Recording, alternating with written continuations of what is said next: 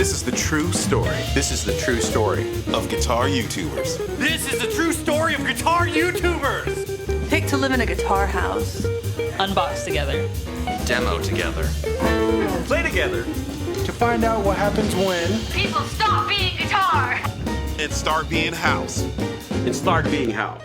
Guitar House. Guitar House! Guitar House! Guitar House! Guitar House is brought to you with support from Sweetwater, Diodario. Chase Bliss. And big ear pedals. Welcome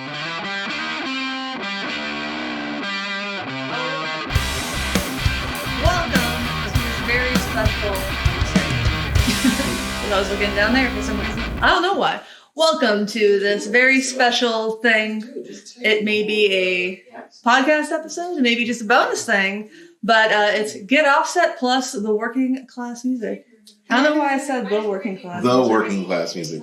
It's not like super official. I like it. That's blue check official. The working class. You know, I applied for a blue check mark and I didn't get it. Oh. After I was in guitar.com, because I had a few other things like for Ultimate Guitar, and I'm like, I feel like I've been like quoted in enough publications like of record that maybe I can get it, but I guess that those aren't like qualified publications according to Twitter and Instagram. I don't know what entails a blue check mark. I know that it's like verified, like this person is this person, but I don't know what the requirements are. Like, I don't know. I don't know where the bar is. It doesn't mean anything. Didn't like some comedian just like got rid of his blue check mark recently? Like he's like, I don't want it anymore on Twitter. I'm not on Twitter. Maybe that's my issue. Mm-hmm. Just Insta and Facebook for me. Wow. I'm barely on it. Nelson and Xander are both on Twitter. Yeah. They're on everything. They're even on TikTok. Well, no, Nelson is. I don't think Xander I'm like, is. you all are on TikTok, technically. I tagged you. Mm-hmm. Oh, because that remember that we talked about that at NAMM last year, because that was like, oh yeah, that's Nelson. Oh yeah. Yeah. Yeah. Nelson's doing the work, y'all. He's putting it in. Yeah. I remember when we were in Nashville and Nelson was going to all the honky tonks, we were just like watching on, because we were out at in like Smyrna at a barbecue, and Nelson was just posting all these videos from these honky tonks, and we're like, I think Nelson's having fun. Yeah. Doing his own thing. Oh yeah. He got lost for a bit. We were just like, where did he go? It was like, and I think Xander was like, he's all right. And I was like, we spent a lot of the day at the pool. Yeah. And then we could not find him. Yeah. But he showed back up. He also would not have fit in the car. Yeah. So. He was like knocked out when he showed back up. Was that the first day? That was the first day. Like, we get back to the hotel room and it's like snoring like a cartoon dog. It was pretty amazing. Like, oh, okay, he's alive. Mm-hmm. That's great. Love to hear the signs of life. Yeah. He didn't party that hard. Mm-hmm. So that. Yeah. I wasn't there for any of this. Yeah, it's true. You were there for Fanny's and the Carter Vintage, though. Yeah. You know. No, I got that B-Bender guitar I bought. Finally got refinished in gold. Finally played a gig with it the other week. That was nice. Yeah, it was really the difference maker. I'm glad I bought it. Sweet. Yeah, it's not. I was actually so mad when I took it to the amp room and played it. I was like, oh, it sounds so good. I was like, I want to hate it. I can't leave without it. I can't leave. Speaking of which, are you stoked for NAMM this year or? Yeah, I hope to go. Tia? Yeah. I am. Are you a little excited? I'm a little excited. Like, can't talk about your plans too much? No, not yet. Not until the dotted line. No. But, yeah, I mean, I'm just stoked about it because this is our first California NAMM. Mm-hmm. So. It would be mine too. Yeah, oh, wow. Mm-hmm. And I don't know. I've talked to a couple of other people like Ryan and seeing what everybody's game plan is for it. And it's nice that everybody's kind of just relaxing and pulling back. And I'm just stoked for those hangs. So yeah, I remember Andrew talked about because he went to a California NAMM in 2020, and he talked about how just overwhelming it was. Like, I'm like, I don't know if I do go this year, which I hope to. I don't think I'm going to try to film content. I think that's been the general theme. Like when I've talked to multiple people about it, they're just saying, "Yeah, we're just hanging," and I'm like, "Okay, it's just going to be a big hang fest." Make contacts, meet people, build genuine relationships. Yes, yeah. Build friendships. It's like, don't call it networking. Yeah, just building friendships. It's rude. But yeah, other than that, so yeah, everybody's time at Guitar House. It's been fun. It feels like too few days almost. Yeah. Yeah. Yeah. I don't know how y'all feel. I feel like it's definitely flown by. It's been very, very quick. I can't believe we're flying back tomorrow. Yeah, that hasn't sat in with me yet. Yeah. Like, part of me is just like, I'm ready for the flight, but I'm also kind of just happy thinking about, like, what if we just stayed? What if we, it's like, what if, we can get back there in Ryan's backyard, just make a little shed. Ryan's backyard is so beautiful. Yes. It really is. It's so calming. I want want a koi pond. I want a koi pond. Oh my God, that was so nice. I was not expecting the koi pond. Like, I got here and Ryan and Mike thought they needed to pick us up at the hotel for some reason. We weren't staying at the hotel that night. We stayed at a different one. And we get here in Lawrence. I was glad to meet Ryan's wife, Lauren. She's talking about how proud Ryan was of the koi pond that he dug. Dig, dog. Dig, dug. Dogged. I don't know. I feel like there should be another one. Dig, dang. Doug? No. And all that stuff. And they have like a lemon tree and an orange tree. So nice. An avocado tree. Like, man. Backyard goals, like, honestly. Yeah. Trampoline. Oh, that was fun too. Yeah, I was so sore this morning from the trampoline. Were any of you sore from the trampoline? I was not sore. I was just ready to get back out and like, oh yeah. Well, not really. I just wanted to jump on there without playing guitar.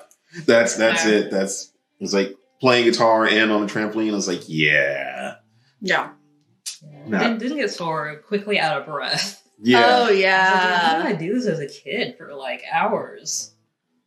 I don't know. I did jump on the neighbor's trampoline for literally hours. We didn't have the netting around it either. Yeah. People just let us jump on trampolines without nets. Yeah, you get older and you're like, oh man, maybe you shouldn't. That was a good idea with the nets because, like, growing up, it was just like we didn't have nets, and we definitely tried to jump off and like be like superheroes. Oh yeah, I remember like jumping off. Like I never did it, but like having friends who had trampolines and pools and jumping from the trampoline into the pool or the roof onto the trampoline into the pool. Yeah. I've had a friend few who of those friends. broke his back that way. Ooh, yeah. I'm sorry, and I bet. Yeah. That is rough. Yeah, I just remember like trying to do backflips like off the trampoline and land right on the grass and trying to make that, and I didn't realize until now like how dangerous that is. Quite. Like, but as a kid, we're just like, oh, they do it in the movies. Yeah. Quite dangerous. Yeah. Success. So you made it. Yes. To making it out of childhood. Yeah. Surviving child. Surviving child. Now it's the adult part. What are you drinking? I'm drinking a ranch water ruby red grapefruit hard seltzer. Sponsor me. I'm drinking a Boochcraft apple jasmine. Hard kombucha. Yeah. And I'm drinking water. It's smart. She's the healthy one. Pia's making the smart choices. H2O. We got some good news, so I'm just like, oh, I can do whatever I want.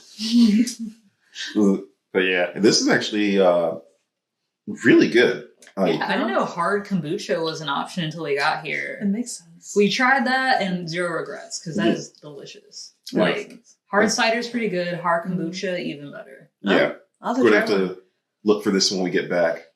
Because I bought these ranch waters thinking that like I was encouraging everyone to drink them and try them because I like want to spread the word. Mm-hmm. But I was actually surprised that there's only like 3 left after last night. My job here is done. I was like, okay, all right, well, that's less pressure for me to continue to drink them. All right. Yeah. I still haven't tried one. I tried the sip of the one you guys gave me. The spicy, yeah. That was a stupid idea to try to start people on the spicy one. Don't start on the spicy one. Start on the regular or the ruby red grapefruit. Yeah, I didn't know spice was an option. I'm sorry. I felt so I took bad. a sip and I was just like, why does this hurt? I felt like such a dick. I'm like, oh my god. Oh man, I don't do that to people. Oh my god, you got so much spicy stuff yesterday by like accident. Yeah, the last stab, the Apollo. But on the bright side, you got some ice cream out of it. You did. Unless you're lactose intolerant. I am lactose Oh, intolerant. and that's not a bright side. Yeah. So How you feeling? I'm here. You're getting the Kramer. Yeah. You want to talk about the Kramer? The Kramer's pretty sweet. It's got a Floyd Rose locking nut. You want to grab it and show it? I can hold something. So we got a lot. There are sponsors. Obviously, Ryan Burke from 60 Cycle Hum has been putting on this event. Sweetwater, Chase Bliss, Big Ear, and Dario are sponsors. Sweetwater sent some sick gear, including this Kramer that I think Tia's taken home. Yeah. That's the winner. Yeah, that is the winner. That's the winner. Honestly, this color, like I looked up the listing online and in person. You have to see the color in person. It's just like it just doesn't translate over like video. I don't know, because I was gonna say, like, looking at the monitor, it looks really good in that monitor. I was looking at my footage when I was transferring it. It looks pretty good. It's just like the stills didn't look right. Yeah, I think that's what it was. But like, because I saw it when we were talking about what year we were requesting from Sweetwater, I'm like, that looks nice. I saw it in person, I'm like, oh shit, that's great. That looks really good. That is great. Have you named your child yet? No, it's like Your bad son? luck. If I've gone through a ton of guitars over the years, and I realized that I've only sold the guitars I've named. Oh. So I stopped naming them. I don't name guitars really. Yeah, I kind of loosely give them nicknames. Like if I'm with a friend and they're near a guitar, I'm like, pass me the blue boy. Yeah. Pass me the pink boy. See, Like everything is boy, like BOI. Yeah. That boy. Boy. Help my son. Not fuck boy. No. Oh, hi, Mike. Hello. But, Mike, do you want to appear briefly in the podcast? I'm in the middle of a nut extraction. Okay. A nut extra- He's in the middle of a nut extraction. Do with Yeah. that what you will. Yes. But yeah, like that actually looks really good. I remember unboxing it with you, and I was just like, yeah, that's you. That's totally you. That's you. Congratulations. I have a type. Yeah. Pink or pink adjacent. Nothing wrong with it. No, nothing wrong with that. Shell pink. Shell pink is my favorite pink. That's it's my favorite too. Passion purple, which is what this is. Good. That's what that's called? Passion purple, yeah. I really want to see that new peach finish that CME has on the Jazz Masters. Oh, yeah. Dude. Yeah, they have it on the tellies and strats too. That is an awesome color. Yeah, I just want to see it in like real life because it's like the photos look really good, and It just has to be better in person. yeah, it has to be. It almost always is the thing. Like, I've never seen a guitar and thought the pictures look better. Yeah, no. Like, I had a hard time explaining that to someone with, what's that Miami blue that Fender does? Yeah. Like, photos don't translate. I don't know what it is, but like... That's on the Player Plus series? The No. American Pro? Yeah. Like, the Miami blue looks really good in photos, but it looks 10 times better in person. Yeah. I remember thinking that, like, the C Chrome, that, like, that's what Ryan has on his American Professional 2 Series Jazzmaster, didn't look very good in photos. And then he posted a photo, and I was like, no, that looks great. That's how I felt about the Mocha Burst on the Ultra. Like until I saw it in person, I was not impressed. And then I saw it and I saw the sparkles, and I was just like, "This is awesome." No, because I'm not the biggest burst person, so that was my favorite. So yeah, that was a good one. It's pretty consistent. I'm trying to think of. Literally trying to think of an example where I saw a picture and saw in person, and it wasn't something like, oh, this. It was somebody like the pictures made it not like it was laminate, and then the pictures made it look like real wood or something like that. Like not with like I'm talking about paint. Yeah. Like the Gresh has a line out with Thunder Road guitars in Seattle and Portland. That's like a shell pink. I love that. Yeah, I showed you yesterday. I will say we ran into the instance with a guitar we reviewed where it looked better in real life than the finishes do online. Yeah. And I was pleasantly surprised by that because at first I was, admittedly, when they announced it and stuff, I was just like, the finishes. I was like, all right, this is how you can tell this one from this one, like as far as the big boy line and the here. And then you get it and you're like, oh no, this you can't tell. Yeah, that's not how you can tell. Yeah. So I was just like, that was just how you can tell how much they paid the photographer. Yeah, I was like, how, like, because those photos and the guitar are very different in real life, and I was just kind of pulled it back because we've seen two finishes and it's been the same thing. It's just like where it looks better in real life. Well, I guess, which is a good thing because that kind of means you're underselling it. So if people love it, how it looks in the stock photos, be blown away in real life. Yeah, but then you might sell fewer. But when Fender did the first paranormal series, they had the Jazz Mask, the offset telly, and it looked like a light brown. Yeah. You get it, it's gorgeous walnuts. It looked like the Elvis Costello signature Jazz Mask. I'm like, this is beautiful. Yeah. I mean, I remember getting one of those because of your video. I remember getting. I hope I didn't do you wrong. No, you didn't. But I think at the time, that was around like the stimulus time. So I was just like, I'm just going to try every one of these that I can. Yeah. So that series made my channel. Yeah. Yeah. That was a good run there. Like, as I remember just watching, especially when you did the tier episode of which one. Oh yeah. Yeah. And I was like, I wonder which one it's going to be. But yeah, it was that one, right? It might have been. Was it the Cabernita? It was out of the Cabernita, but I'll tell you, I sold the Cabernita. Oh, damn. I did not know. I know, yeah. Well, I had to make room, and I still plan on turning the offset Telecaster into a baritone because I have a neck for it. And I knew a specific person wanted to buy the Cabernita. So it's kind of doing a favor for a friend. Yeah, that was more of it. I was like, this is kind of hard. But, there you go. And so I kind of knew it would be the easier sell. The Cyclone, especially after I did the mods, like the Super Series switch to all 3 pickups in series. Though I'm sending that to a woman in June. She does custom, like, painting. Not, like, paints, but, like... Yeah, not a refinish. Not a refinish, but she makes it into an art piece and didn't do a nitro spray over it, so... To kind of bring it like a Picasso. So it's just like Ryan's little... It's exactly like Ryan's, but I put the Fender's hand-wound single coil Fat 60s in there.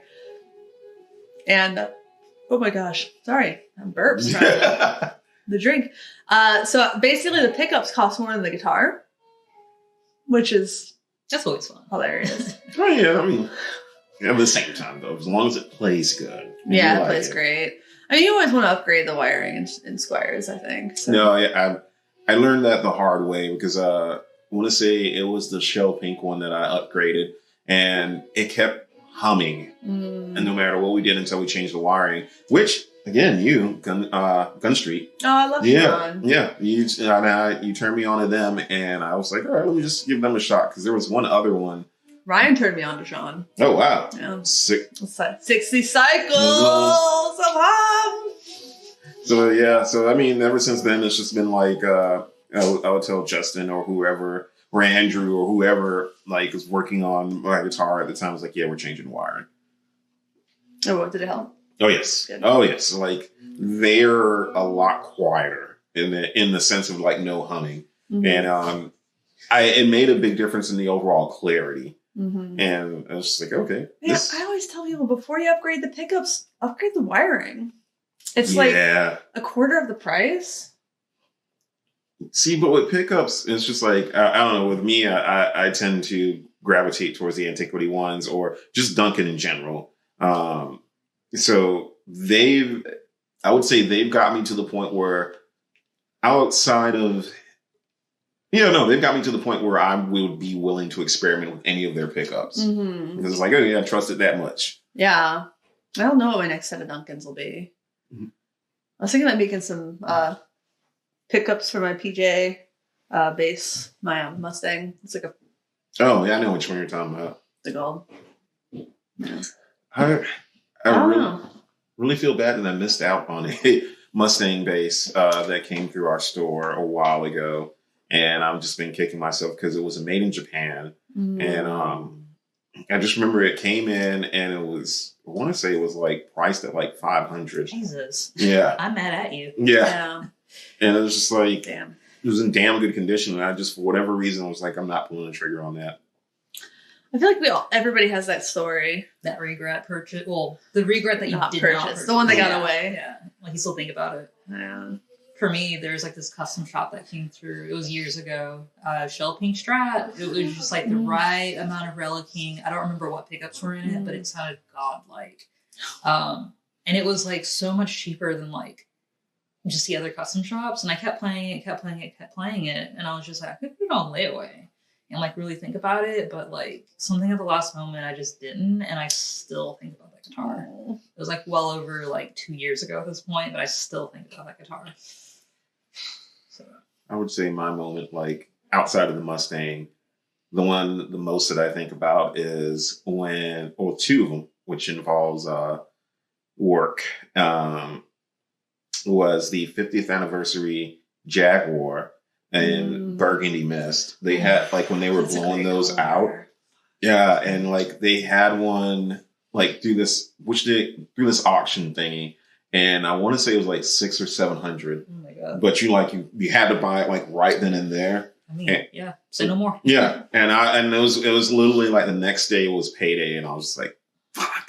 And then the other one was the now highly priced J Mascis Jazzmaster. I remember when those were. Oh, dude! Somebody was selling that on my Gear Swap, and I'm out of town, obviously. But he was selling it for like $400, and I know I wanted to message him and be like, "You need to be charging more for it," just to be an asshole to everybody else in Seattle. Sorry, Seattle, but like, man deserves to get his money. Yeah, like because I was gonna say like the one I saw that was that I regret was priced at $500. But this was like 10 years ago. So it was just like. Was it the Squire? No. It was the Fender. Okay. Yeah, it was the Fender. This was the Squire. This was the Squire. Oh, no, I was going to say, yeah. But they're still charging a lot of people. Aren't they still going for a premium because they stopped making them? Yeah. They're going now, I think, in the area of like 16-ish. For the Fender, right? Yeah, for the Fender. For the Squire, it hasn't shot up yet, even though... yeah, not yet. Not yet. It's sorry, that was about to... I was about to have a heart attack at the idea of paying $1,600 for a Squire. I mean, there's the baritone. I mean, there are. Some people have been charging that for the Supersonics, the Japanese ones. I kind of wish I'd held on to mine a little bit longer before letting it go, but yeah. You never know. What are you gonna do? You never know, especially when they re-release the Squires. Like when you see how the response is to the Squire Supersonics, like, oh my god, are they gonna do the Fender next? And you don't really want to like gamble that. Yeah. Because people who gamble like that, like I feel like there's not, I don't have any intel on this, but there's not a small chance that Chase Bliss eventually does another like more Cooper Effects related stuff since Tom works there now. So people selling all their Cooper Effects stuff for like a huge premium, like the idea of holding on to it, like the longer you hold on to it, the bigger of a risk that is if you're interested in flipping those things. Yeah, like if you keep it because you enjoy it, that's one thing. But if you're trying to hold on to it to turn it around, like that is a huge gamble. Because it could be like a huge win or a pretty big loss. And it's just kind of like, yeah, it depends on what you paid for it. See, how do you walk that line? It's funny you say that because I remember right around like when the tonal recall was discontinued. Oh my god, those prices! Yeah, the prices just like I literally right after the announcement, I looked on Reverb and they had just skyrocketed. And they were already not cheap because they were already hard to find. Yeah, so they were already like a little bit more than like $400 or $500 than what people have been paying. And that's what I was telling you. Like when I got that deal on that one, I was like, yes. Yeah, I would have been so mad if you hadn't. Yeah, no, I was like, yes, not passing that up. No. But no, it's just funny to me that people would hold on to gear because they think they can flip it at a super large price later on down the road. And it's just like, you really can't pick what's going to be like super popular or super not. Like, some people have a better like intuition about it. But like if you are like new to that kind of thing, maybe like I just don't. No. It's just tough, honestly. It's It's not tough. Pokemon cards. Oh my god! Like I wish I kept mine. I think we sold them at like a bulk price at a yard sale when I was in high school or something. But Yeah. I couldn't have made a lot of money, but I could have made some.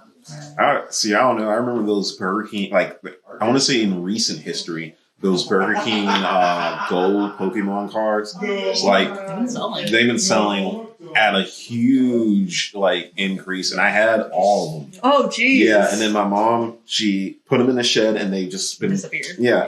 And I As was, most Pokemon stuff Yeah. happens, you know. or, like, yeah, and that's, I'm just like... That kind of just like you realize how much money those are going for, and like part of me wants to be like, let me show you how much money these are going for now. Like Maybe look a little harder. yeah, no, Do you play the game still? Nah, No. yeah. Okay, am the only one. I play the I have a Switch. Did you play Pokemon? Did you play games. Legends of? No, Oh, not it's, yet. It's not really yet. fun. Let me know if you do. It'll be a minute because I'm just now going through Shining Pearl. Oh, I like But that. Even then, Oh, you know, actually, I'm sorry. Shining Pearl was fine. it was fine. That was my opinion of it. I haven't I didn't finished it, finish so it. I can't form an opinion just yet. I didn't finish it. Because I just got so frustrated trying to fight the Elite Four that I stopped. And then Legends Arceus came out. See, I haven't played that one yet. I stopped at Shining Pearl, and then I restarted Breath of the Wild. So I am all over the place. Legend of Zelda, not Pokemon. Oh. Yeah. I heard that's great. Pokemon adjacent. I heard it's great. Yeah, Is that the open world one? Yeah. Nice. It's been a ton of fun so far. Like I can easily just sink a couple hours into it, so it's easy to just kind of like check out. I should not do that then. I don't know. I put it off because I kind of get obsessed with things. But kind of coming back to Pokemon, it might upset people listening, but I have a friend who's been trying to get my Charizard card forever. Like I looked it up online to see like what that exact one sold for because I've had it since like first grade. And I've been using it as a bookmark. Please don't send me death threats. I've been using it as a bookmark. It's in plastic. Don't worry. Well, that means it's being kept really flat. Exactly. Yeah. But yeah, it's a reverse hollow Charizard card.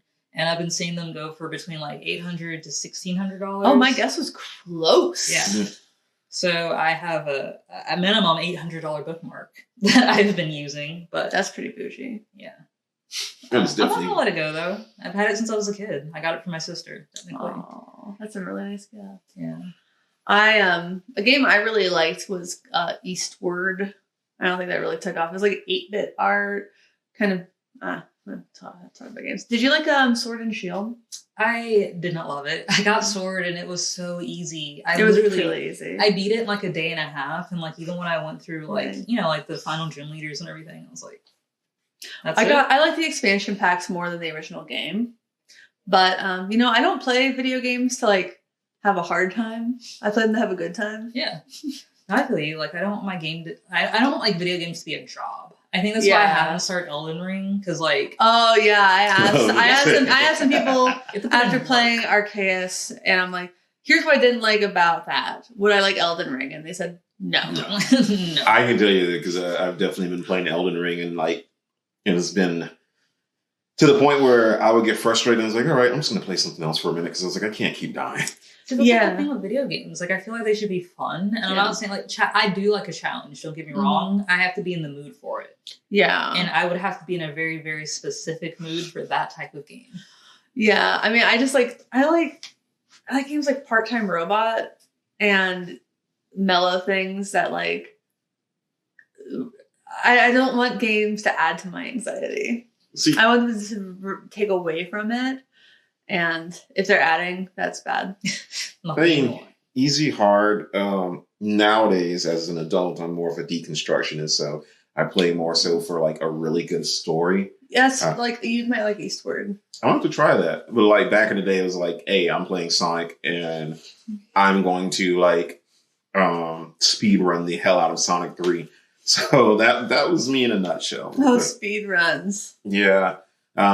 Newer games I can't speedrun, but older games I've gotten really good at them, like the old Super Mario Brothers 3, stuff like that, which is kind of weird to say. It was like, oh yeah, I can speedrun those, and It's like, man, if I knew that was a thing you could make money off of, I would have just jumped on that. Because I was like, hey, I just didn't have any friends as a kid, so I just learned this whole thing.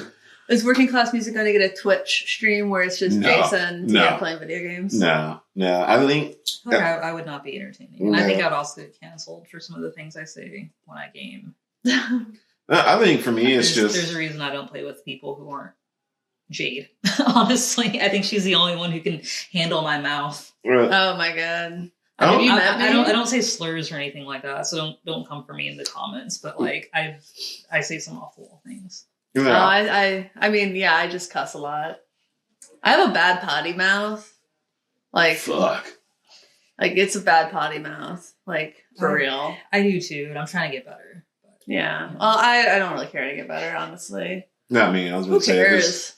Now, you know what? I understand why old people stop giving a fuck. Yeah. Because like the older you get, it's just like, oh. Yeah. It's like someone explained it like when you're young, like you carry all your fucks around in a basket, and then they just become too much of a burden to carry, so you just let some of them fall out. Yeah. And then the older you get, like the fewer fucks are in the basket. Yeah. So then it's just like, oh, I guess I don't have any more fucks left. Yep. And that's what that means. I like that analogy because that's how it is. Like I think I can really pinpoint it to age 27 where I stopped like giving a fuck about what strangers particularly think about me. Yeah. And I don't know if that's like, it was freeing. It was very freeing. And it really is kind of to a point where like, I realized I didn't really think a lot of negative thoughts about strangers. So why should I always assume strangers are thinking negative thoughts about me? And if they do, like, I don't care. I don't know these people. Mm-hmm. We weren't made to have this much input from so many people. No, agreed. Yeah. I think for me, it's weird because I had to learn that at a very young age because I was always a nerdy like kid with no friends. Yeah. So I was always the one that got roasted. So I had to learn via that way of like, okay, I can't care what people think about me. Like, and then as the older, more edgier high school version of me was like, you know what? I'm just going to like this and this and this. And I don't care if you like it. Yeah. And then, you know, I think as we age, it's nice to get to that realization of like, your opinion of me does not matter. No, I'm just happy being me. Like, I mean, I'm not particularly, but you know, like, you know what I mean? Like, yeah. I do genuinely like who I am. Like for all of like the other things going on in my life and within my head and the things that like I literally can't control and like all those things, I like the work that I've put in to become the person I am and where I am. And it's been work. I have had to do work to do that. But you know, I work really hard to be, you know, a person that I think is, you know, giving and hopefully emotionally responsive to other people and good to other people. I work hard to try to be a good person, whether or not people agree with that. You know, it's hard when people disagree with that. But I also just have to look back at what I'm doing and make an assessment on my perspective. And the people who love me. Absolutely. And their opinion of me matters a lot more. I was upstairs. Thank you. I love you too. I love you too. Mm-hmm. I love that when we were on the phone, like we always get off the phone and we say, I love you. Yeah. I like that. Actually, if I can interject for 1 second, there was I want to say this with friends and people. I recently, because I'm like my father in the sense that for his entirety of his life, he was not expressing emotions. So yeah, so it was until recently that I got comfortable saying I love you to people because all of my life I was never that way. And you know, it's one of those things I was like, oh, they know. But now it's like, it's weird to think that I've gone this long, like with my mom. And like, as a kid, I used to say it to her all the time. Then as a teenager, you get angsty and whatnot. And so it's kind of that detached. Yeah. And it wasn't until the loss of people that I realized that those 3 words, well, I can't count. Those 3 words are very important. And while they do entice a lot of fear in me if they're thrown around casually, I'm very much of the mindset that you should definitely be more freeing to say that to the people that matter. I think it gets so tied up with romantic love that people get really afraid of saying it. But I like, but the thing is, like, from a young age, it's not tied up in romantic love. Yeah. But for some reason within our adulthood, it gets into that, and that's, you know, it's almost too bad. But it's a different kind of love. I didn't tell my girlfriends, like my just friends, that I love them, and then I was like, why am I not doing this? I do love them, like. Why I should just do? I made a pretty conscious decision to just start telling my friends I love them, and I really liked it. I think it's also like a generational thing, because I think we're growing up in a time where people are doing a lot more self-reflection and asking themselves questions rather than just kind of going with the flow. Like, oh, well, this is how it's always been done. Instead, we're like a generation of people, and even like younger people, like, you know, Gen Z and things like that. Yeah. We're growing up and questioning why certain traditions are in place and what roles do they play in our lives. Yeah. And so with that, people are more open to being vulnerable with more people, but also a little more guarded off in the same sense, just because the internet is just so big. It's just so big. And like, realistically, humans weren't like meant for all of this information all of the time and hearing everyone's opinion about everything at all times. Yeah. So it can be exhausting in that way, but it is also refreshing that like it's a double-edged sword, because like it's so big that you're able to find community no matter what it is you're into, whatever your interests are, your hobbies are, where your passions may lay. Yeah. So with that, it's been a great tool for like making friends and building a community and finding like-minded individuals for better or for worse. And to also question why we do certain things and why we don't do others. Yeah, I think that's really well put. And, you know, I think I was watching some speech from Prince in the 90s. He was talking about the earliness of the internet, and he was talking about how I think he literally said something like, people weren't made to get this much information. I was like, wow, he knew a lot back at a very, wow, he called it. Yeah. You know, God damn it. I mean, there are a lot of other people like who back then held that same opinion, and for a good reason. Like, that's why I just disconnect for so long, and I don't know, like I'm not as online as I should be. But so should about it. But it's so exhausting. Yeah. Like, I don't know. Like I'm the type of person, and this is me being self-aware, I get obsessed with things. It's very easy for me to just like go down a rabbit hole and just stay there for weeks, if not like months at a time. So I have to like wait, you know, put on the brakes a little bit and kind of take a step back and like remember that there's life that I have to. But I think that's a good thing, though, because honestly, for me, if it wasn't, I think social media now has made things where everything is kind of a product, and I hate to put it like that. So it's like if you're in a band or if you're doing this, you have to have some kind of social media presence, one that they can relate to outside of the band. Yeah. And for me, it's just like to be a commodity. Yeah.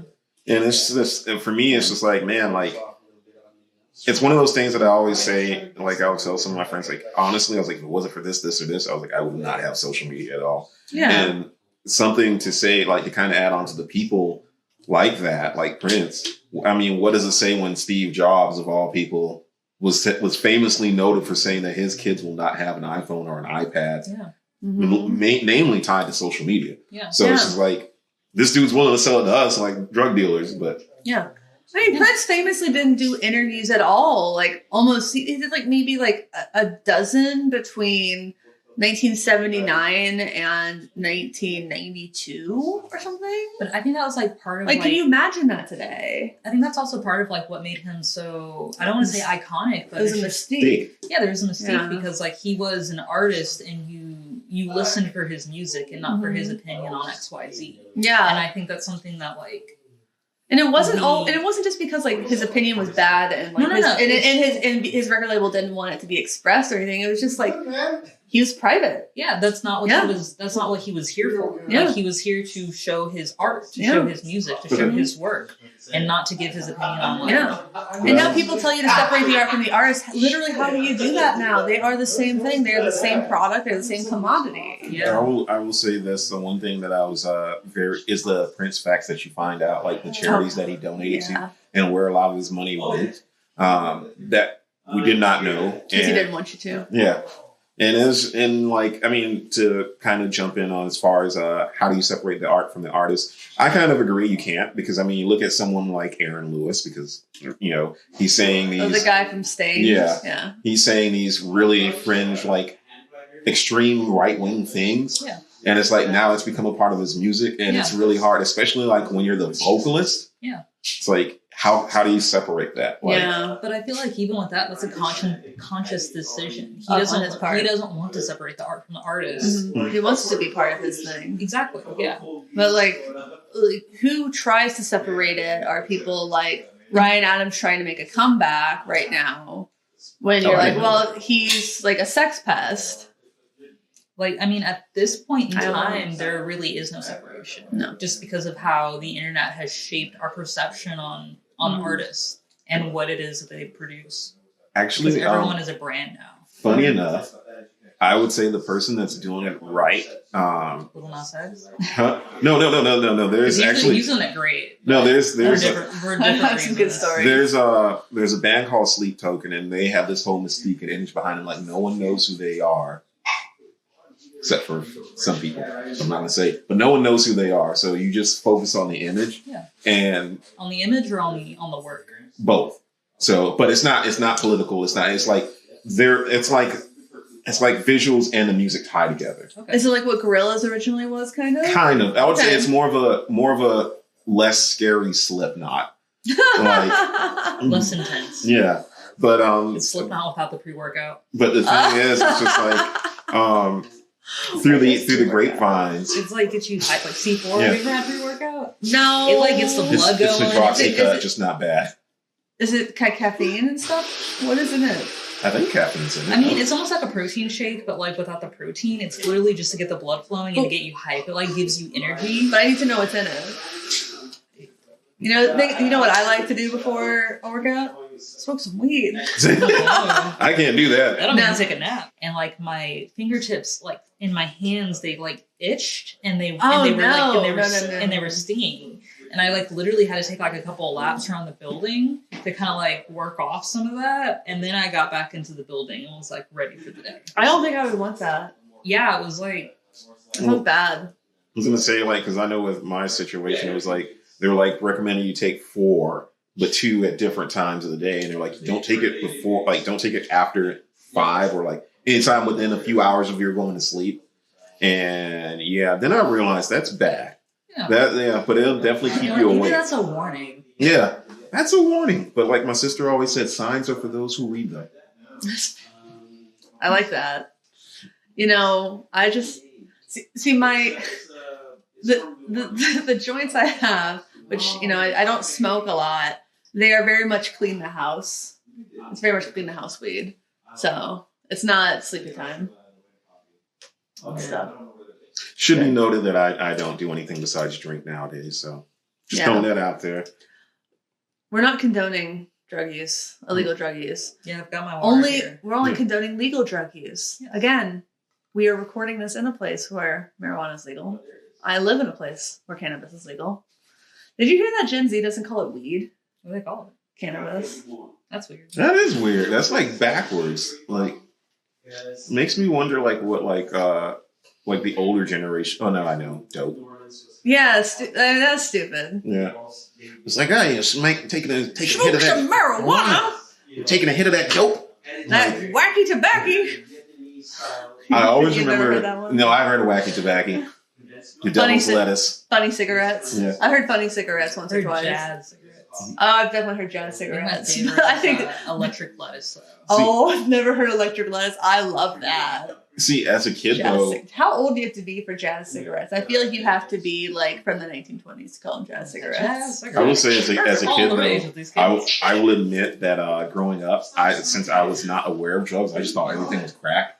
Oh my god! So I was like, oh yeah, that's crack, that's crack, that's crack. And I was like, growing up, I was like, that's what everything is, because it was during the war on drugs, and that was the big thing, like that you would see in the ads is something crack related. Did you have Dare? Yes. Did they not have the big thing that had all the different drugs? You grew up in Florida, right? Yeah. That might have been why. Because, like, even as a kid, I knew that there was a difference. Yeah. I didn't just think everything was crack. Florida education. Wait, did your Dare program not have, like, the chart that had, like, all the different drugs? Like, they Or told us like what the different drugs were. I mean, honestly, if they did, I would. Like the shards of meth. Yeah, and then, it was like cocaine. it had like little fake, like, Yeah. but it wasn't even just a picture. It was like the fake, like in the bubbles and stuff.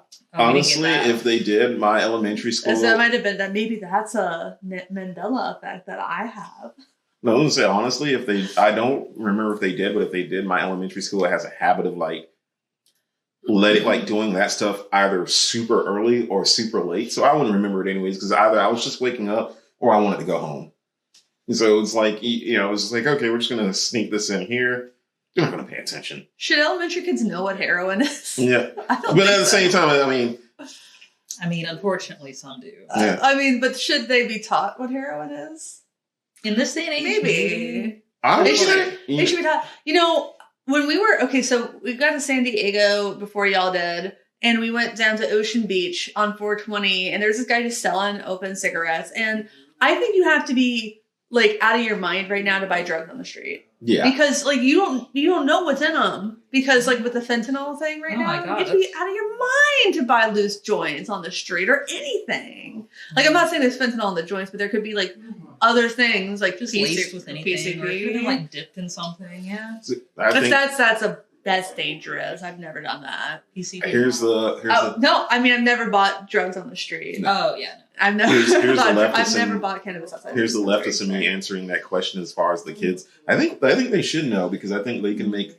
Obviously, no kid is going to be like, I'm going to go and buy some heroin because I know what it is. But I think if they know, I think kids are a lot smarter than people give them credit for. Yeah. So. And to a certain extent, kids know, but people don't want to think that kids know.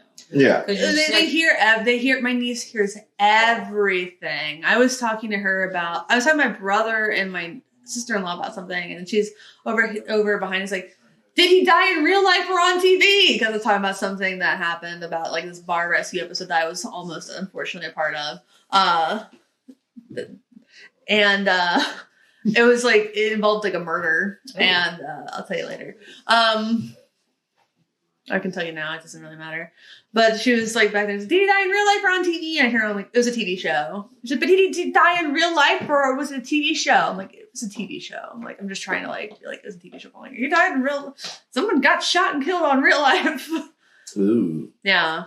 But I used to work in Nashville downtown, near downtown. And I was walking around to try to find lunch, and there's a barbecue place that opened up, so I wanted to try it. It was like XX Extension Barbecue. I don't know.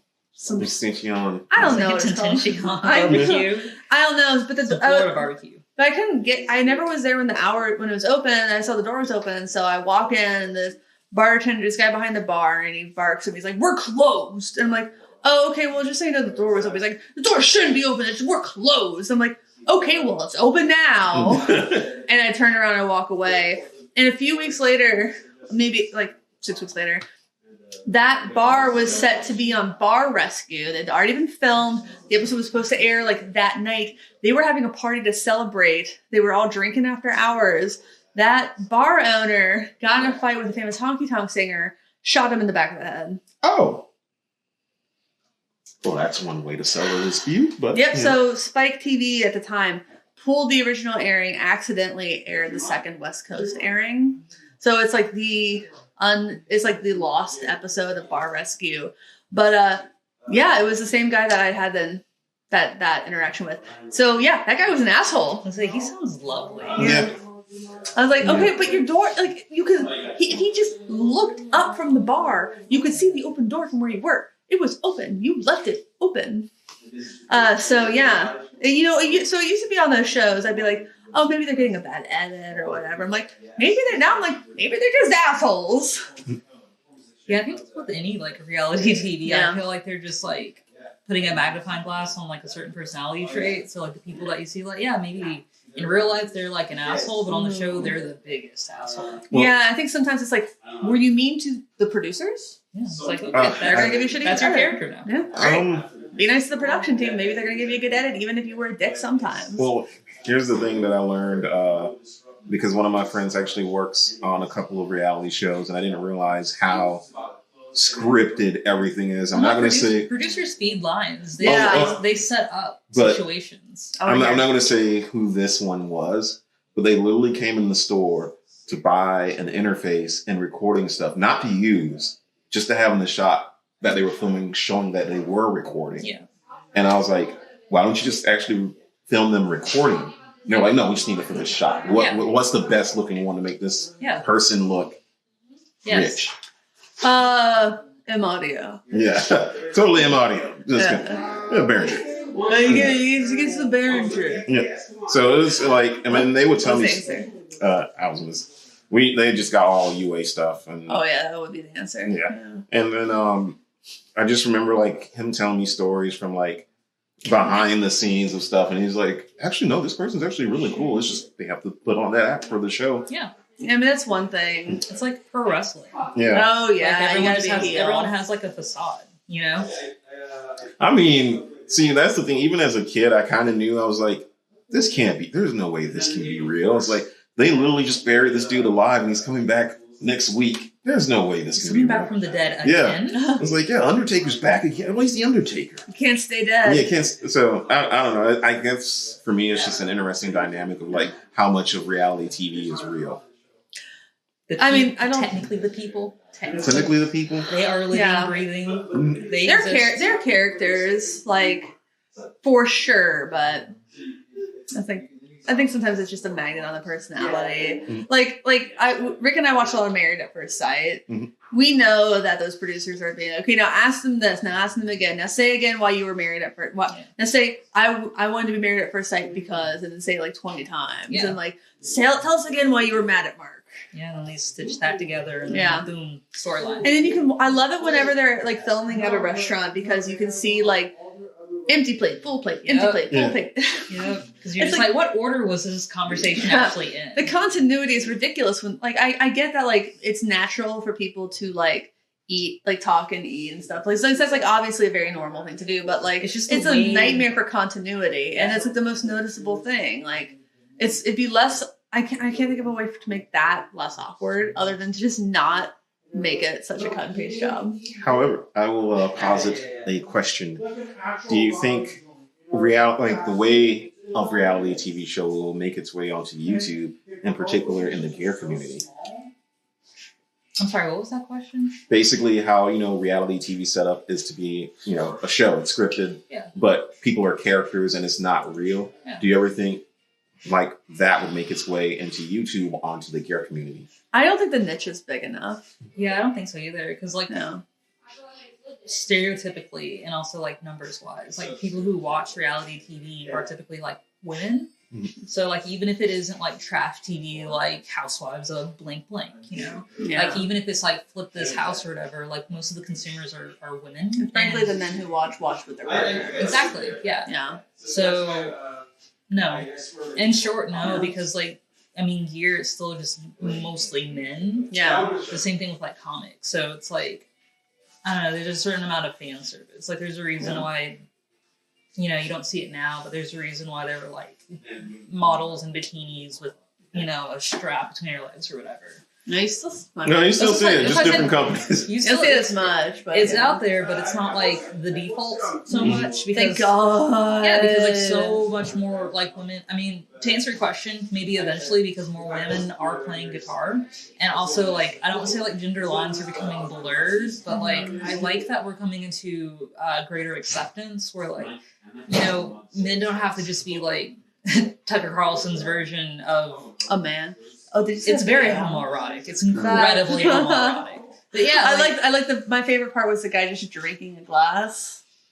Was he supposed to be drinking the eggs? Was it eggs? Yeah, it was supposed to be drinking eggs. Okay, sure. Yeah, similar texture to what now? Anyway, but yeah, no, it's like okay. Just it's okay, Tucker.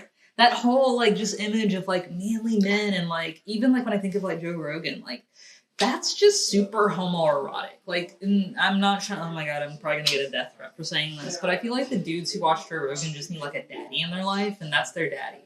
That is their internet. I mean, daddy. I shoot those feel out there. you I don't on watch Joe Rogan. No, but I'm just I saying, don't. and I'm not saying it's all of them, because there are people who listen, they like really critique what Joe is saying, and then like they're like, yeah, I get where he's coming from, but I don't agree. And there are times when Joe is frankly, he has the capacity to be a very good interviewer, but when he's not pandering to what he knows his audience wants, he can do well. Like when he's had Jordan Peterson on his show, and Jordan Peterson sucks worse. And when he challenges Jordan Peterson, he's really good at it. And what? I was gonna say I like when he. I will watch Joe Rogan when he has more left. Like when he had the episode with Cornel West, I thought that was brilliant. Even because one, obviously Joe Rogan is not going to try to outsmart Cornel West. Like no. you're not going to do that. So the dialogue was interesting, and it was fairly political. And but anytime it's a person where it's just like, I know this is where it's going to be pandered to the right, I just ignore. Yeah, going back though, because I don't want to I don't want this to go down like we're not anti-Rogan Mm-hmm. because, no. but only because I don't want his fans to bash us because it happens. Going back to the reality show, I was in high school when VH1 had a reality show about rock musicians, essentially bands on the run. That was a great reality show. It really was a lot of fun, but I think it was the same thing because men don't watch as much reality TV. It just didn't take off as well. I didn't get the phone number. Okay. All right. Well, this is awkward, but I'm really embarrassed. I'm back here with Jason and Tia from Working Class Music and our respective spaces because something happened. I lost the last 5 minutes of the episode, basically. So you all know after we were talking about Band on the Run, the VH1 reality show that I'm just old enough for, and I don't know if either of you. I don't remember if either of you remembered. I just remember scrolling through and being like, "Well, that stopped." Yeah. I've never really been a fan of reality TV. I will say until this year. I watched The Ultimatum. I loved it more than I should have. Good? Oh my god, it's so shoot. addictive. You should watch it. Reckon I love crap like that. We will. It's good. We will watch it. Plain bottle of wine. Just it's a good time. Nice. Say I don't really watch a lot of reality TV. I think the last one, which isn't really reality TV, but it kind of borderlines that, is Tiger King. Oh yeah, that's like a documentary kind of reality documentary. It was supposed to be a reality show, and then it turned into like a weird documentary thing. Yeah. But the other thing was originally I thought I'd lost the last 20, 25 minutes, and it cut off almost exactly after I said I like to smoke a little bit of weed before I work out, which was just perfect. And then I was able to recover after Tia talked about the one time, the first time you tried pre-workout, I think. Mm-hmm. Oh my god, yeah. And then so then so if you were listening earlier and you were like, that was kind of awkward, that's why. Yeah. So I did my best. Next, I learned a lot about why I should have brought more and larger SD cards. I just did not realize exactly how much space 4K was going to take up. I think we all learned. Yeah, neither did we. No. Jason had to get a whole I know. Emily bought it. Yeah.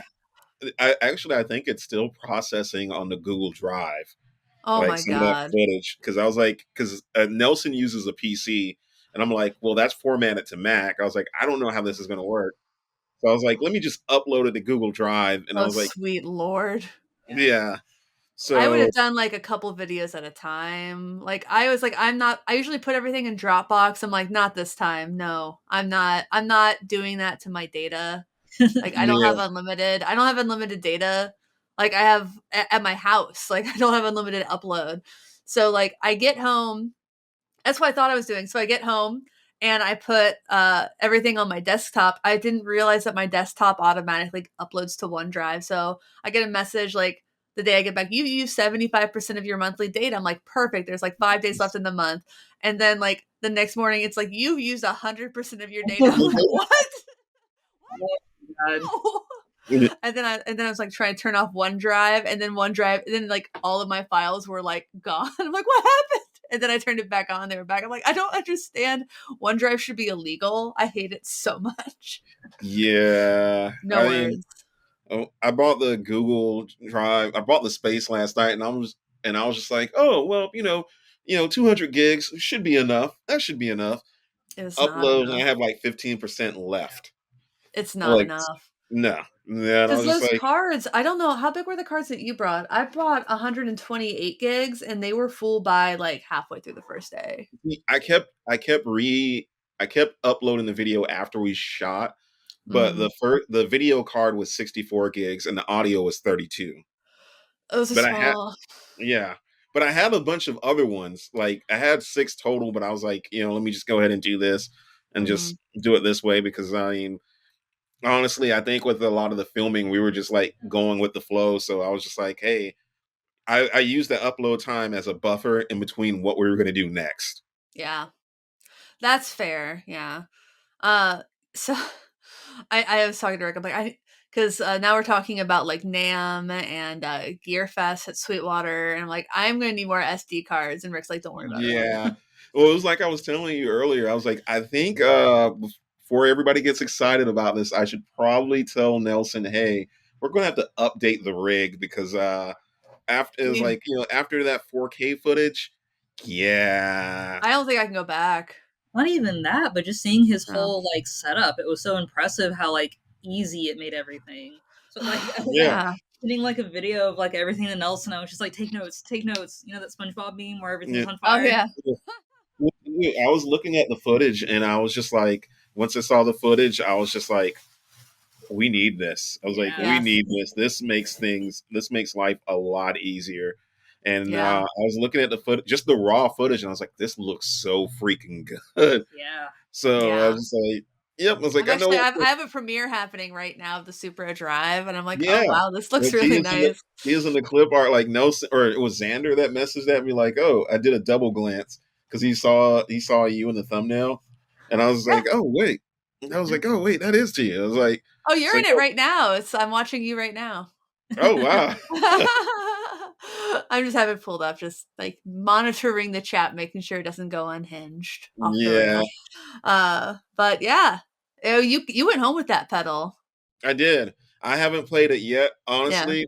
To be real with you, it was funny because I flew back when we flew back home. The next day, I was supposed to start writing, and I was like, I was like, fuck it, I don't want to see an instrument or anything. Seriously. We had to cancel band practice. And I was just like, thank God. I was like, thank God. So, I haven't played anything outside of just like messing around with little things like my little regular board. But I was just like, I'm not gonna. I had to film this. Oh wow! The Earthquaker special cranker. Mm-hmm. This comes out. This will have come out Friday, April 29th. So. Mm-hmm. Use my Sweetwater link if you're watching. I got to do speaking of that, we got to do a whole bunch of those links for the past videos. Oh, yeah. Oh, you're finally on the Sweetwater program? Mm-hmm. Yeah, we have a lot of things to do. Yeah. Good. It's like we got invited to Gear Fest and we got that. And it's like, oh, man, this is awesome. There's this tool called TubeBuddy that can do bulk updates to your video descriptions. Ooh, we're gonna have to get that. Yeah, definitely. Yeah, you can just get it for like a month, do it all at once, and then have it automatically in your new videos. So I would recommend that. Oh, yeah. It's a nice pro tip. Thank you. Yes.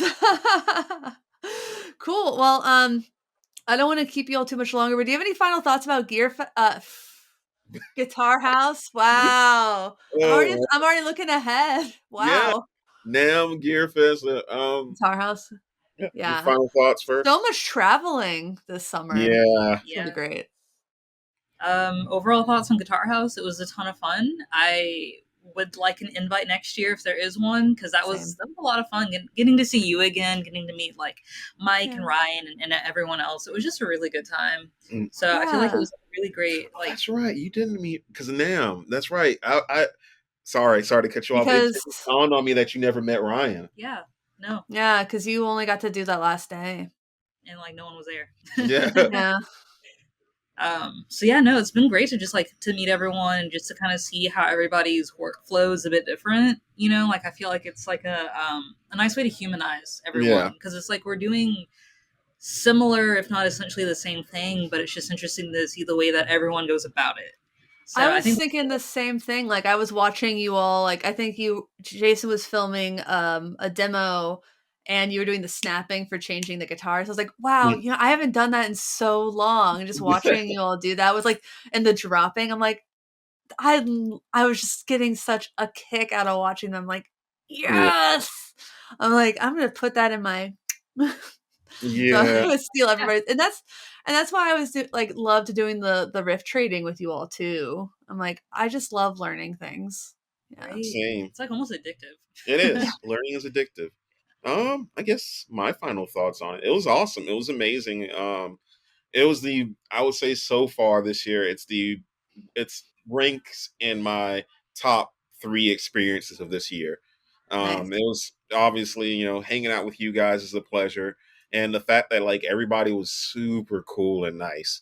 And like you can tell there were no egos. That meant a lot to me. Cause you know, dealing with the band stuff, you're always dealing with egos, and it's just like, okay, how's this person gonna be? But just it was just dealing with, well, what am I going to say? Words are hard. Just experiencing everybody and seeing how everybody works. That was really, really awesome. And also just seeing how everybody kind of just popped up in each other's videos, like randomly. Like I was like, oh, this is cool. I was like, man, like this the is one I'm premiering right now. Yeah. Tia just came in with a sandwich and some patch cables. Yeah. I think what was funny about that, because like I think all of us were just, I think everybody was super nervous, and then it's just like, you know, it just, everybody just, that went away and everybody was just friends. Right. Yes. Fast friends. Yes. That's you know, people always talk about that in this industry in general, but it's so true. It's most people are cool. And the people that Ryan is inviting out to things, like they're not going to be bad people. So I especially want to thank, you know, Ryan for, you know, being like the force behind it. I know he and Perfecto brainstormed it at the Seattle airport. Yeah. So, you know, I want to thank them. I want to thank Mike and RJ and Sean and Haley and everybody who came out. The other Rick. I want to thank my Rick for helping so much. Who else? I feel like I might be missing somebody. We saw Aaron Abubo from the Gear Slum came out. Am I missing anybody? I mean, wait, did you say Steve? Steve, I got to meet Steve. He's real. Yeah. It's not a fever dream. He exists. He exists. I feel bad because I said hey to him, and like we said hi to each other, but we didn't talk. Like I think it was one of those, like, because he came late, and I think it was just like our brains They hung out outside.